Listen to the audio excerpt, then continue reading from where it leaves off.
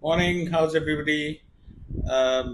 It's a bit of a quiet morning. Lots was happening at the White House yesterday.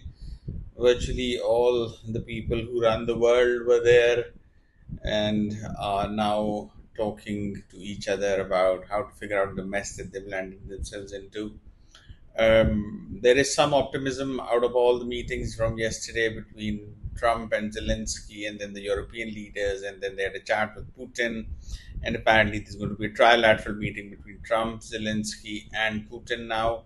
So, hopefully, there's going to be some movement. So, there is some cautious optimism, and that seems to be driving the markets. However, the markets are not moving too much. In fact, if anything, they're moving really sideways, really. Everybody's waiting for the Jackson Hole on Friday.